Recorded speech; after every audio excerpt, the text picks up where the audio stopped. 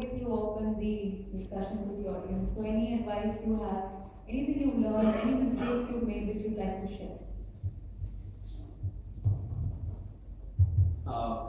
Disclaimer, I am too young and too early into my business to actually give gyan. All I can do is share my experiences, to be very honest.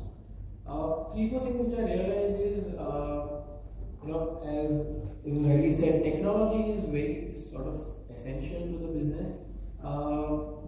In our side, we're doing multiple modules, and one part of it we try to outsource it. It was supposed to be delivered to me last week of September. That module is still not come, and I don't know what the progress is about. Yeah, it's been really long. So, we'll held up, and that was actually supposed to be one of our launch platform for a certain thing that we're doing. Second thing which in my experience, I've realized, especially in things like healthcare, even given the Indian context, is still a lot of people are into the touch and feel factor of it. Telemedicine has been implemented by a lot of people, but it's not kicked off to a large extent. What we realize is if one can take the power of touch and feel and combine it with a technology platform, it works out far better. So, while we were going through our mind, we realized that we could do an extension into the offline segment and ensure things work out well. And it's actually the offline segment which is doing fantastically well. So we sort of got into an organized retail chain of pharmacies from being an online healthcare provider, and now these pharmacies are actually turning out to be a fantastic points of distribution rather than having our own warehouses. So, in trying to get an efficient system, we've actually got a distribution system which is self-sustaining. Rather than being a cost center, every pharmacy of ours is a profit center. And surprisingly, Mumbai, the largest chain of pharmacies, is perhaps the Wellness Group or the Noble Pharmacy for people most of you are from Mumbai. Now, the first Noble Pharmacy was formed 20 years ago. So, in 20 years, they've come to about 40 odd stores across Mumbai. It's been 4 months and we're already at 6 stores, and we're looking at the way things are going. Perhaps we might get 40 stores by same time next year.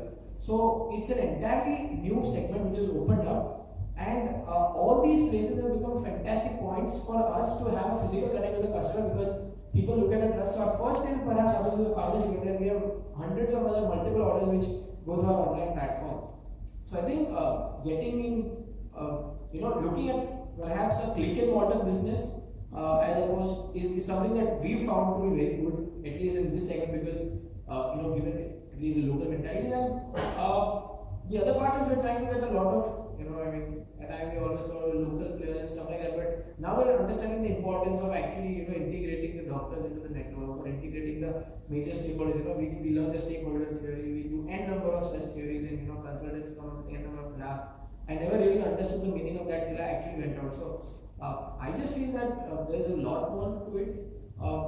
And it's just about fine-tuning it a bit and keeping on revising it till you sort of know what your sweet spot is. And ultimately, I believe one can find their own sweet spot. And it appears, at the onset it appeared really easy to change a certain system. When we got into it the first 2 months, we thought that we were making a mess of it. There's no way that the system is going to change. And then 3, 4, 5 months into the thing, you actually start seeing, that I can actually make some changes and have it pan out the way you want it to. So I think patience is really important. Okay, thank you all of you for all the things you shared with us. We throw this open to the audience now. If you have any questions or you have any learnings, I think there are some entrepreneurs in the audience also. We couldn't have all of them on the panel. If any of them would like to speak a little and share their experience. So it's open to the audience. We can, I don't know, we don't seem to have a cordless microphone. So maybe you can come up here and ask the question. Please go ahead.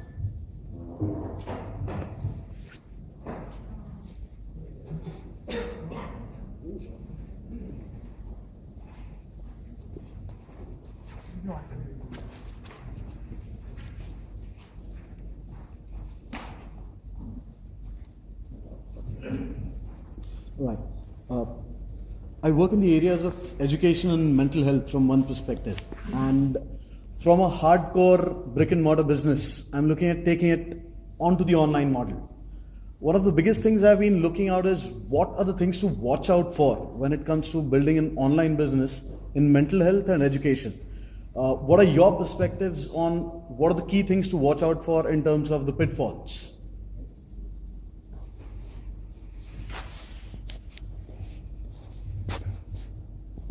So one of the things that I said that look, technology looks easy from outside. It's not so easy. So don't outsource, try and insource it.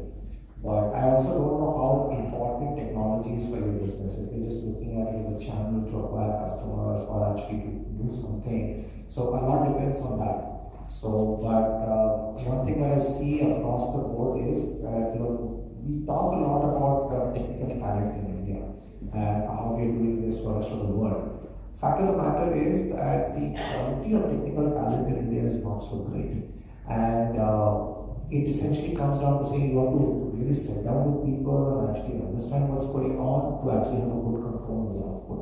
So with the handicap that I really don't understand your business, that's one thing that I would say that, hey, watch out there, it is actually a lot more complicated than what you think. Second, the other kind of error that I see in situations like this, that look, we expect a lot from just adding a web part to our business. Not really. I mean, it's just the same customer, or probably a customer with slightly different behavior. So more important than saying, okay, what do I do in there, which is important, but more important is understanding the consumer behavior.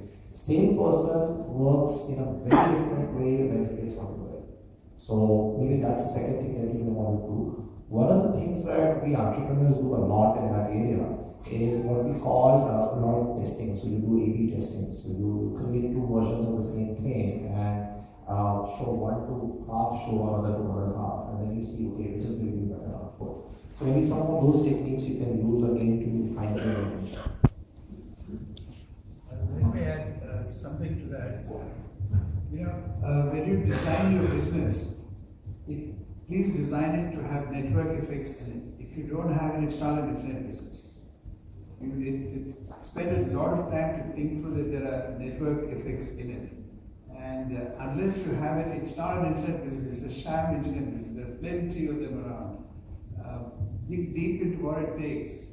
My second recommendation is learn to code. My constraint.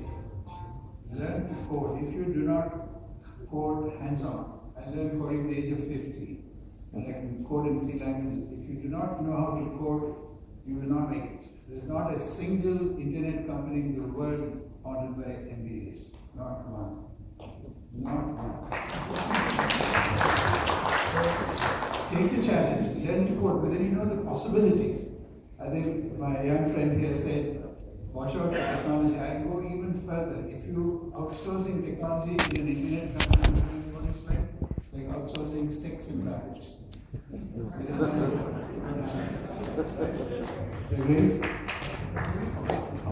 Ajit, something else for you, if that's all right.